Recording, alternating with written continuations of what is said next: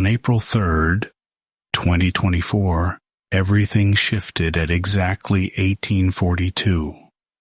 The utility ticket, U-478-1842, calls it a power surge at my family's shop. But I was behind the register when it happened, and in a blink, the entire transaction vanished. The LED strip above me flickered hard. The customer grew impatient, and I felt it.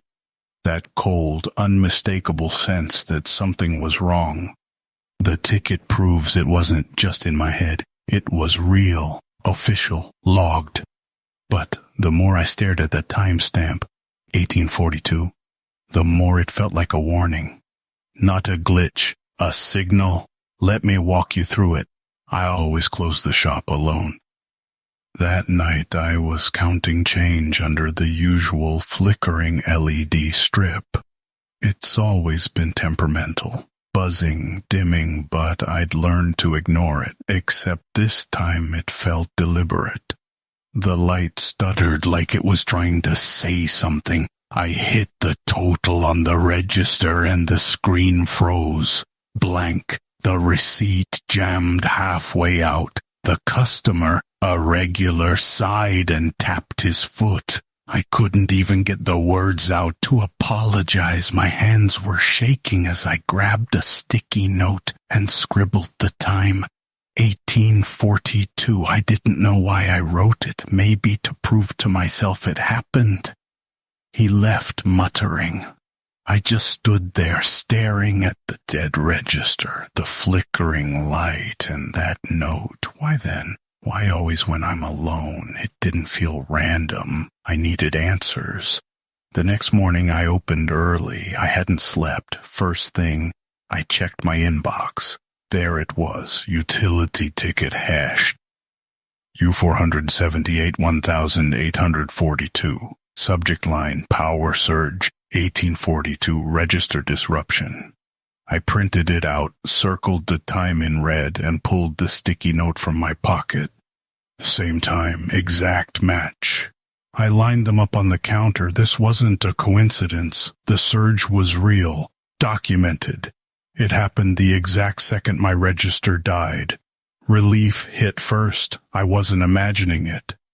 But then came the dread. If this was real, what else was? Was I the only one who noticed, or just the only one willing to ask? I needed to talk to someone who might have seen something. I headed to the volunteer firehouse to find Tommy Reyes. He's usually around, fixing gear or swapping stories. I found him leaning against the engine, looking worn out. I asked if he noticed anything strange the night before. He paused, then said he'd been nearby when the lights dimmed, right at 1842, but brushed it off. Said old buildings do that. But his eyes darted away, and he changed the subject to unrelated repairs. Tommy doesn't rattle easily, but he was clearly holding something back. Maybe he saw more than he let on. Or maybe he just didn't want to get involved. Either way, I left with more questions. If the firehouse lights dimmed at the same time as my register died, this wasn't isolated. I needed something solid. I drove to the utility company lot and found Evan Brooks on break sitting in his truck. I handed him the utility ticket, U-478-1842.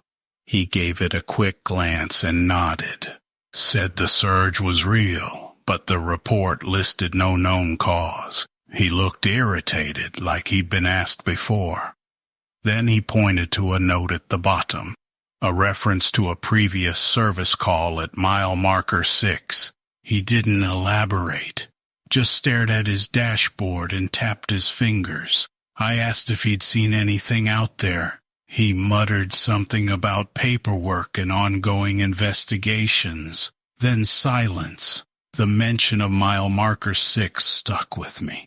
Why would a surge at my shop tie back to a spot on Route 478? I left holding the ticket tighter than before. Evan knew more. He just wasn't saying. Still looking for answers, I stopped by the town council office. Linda Park was at her desk, sorting papers. I asked if there were any complaints about Route 478 or recent surges. She barely looked up and said nothing official had been filed. But I noticed a stack of council minutes on her desk, marked with bright, sticky tabs. She moved them aside quickly, too quickly. I tried to glance at the labels, but she changed the subject, talking about upcoming events and the importance of keeping things running smoothly. Linda's good at keeping things quiet. Her fingers drummed on the folders as she spoke. I didn't get any documents, but I left more convinced than ever. Something was being buried. If there were complaints, why hide them? Why pretend nothing's wrong when the evidence keeps stacking up? Back at the shop, I laid everything out on the counter beneath the flickering LED strip, the utility ticket, the sticky note, and the day's receipts. I checked the timestamps. Everyone pointed to 1842. The pattern was undeniable. I grabbed a red marker and circled the time on the calendar. From now on, I'd log every flicker, every surge, every disruption. My dad used to say the shop was the heart of the town. Lately, it feels like that heart is skipping beats. I stared up at the LED strip, waiting for the next buzz. I wasn't sure if I was scared or just exhausted. But I knew this wasn't user error. The proof was right there, and I wasn't going to let it slide. That evening, I stood at the counter and watched the clock. My nerves were raw.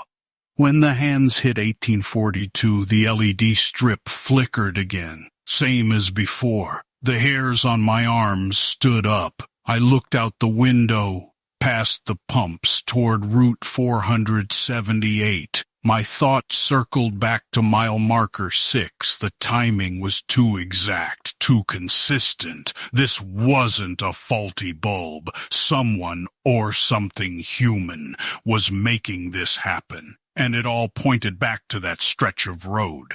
I gripped the counter. Tomorrow I dig deeper. For now, I listened to the hum of the lights and stared toward the junction box near mile marker 6.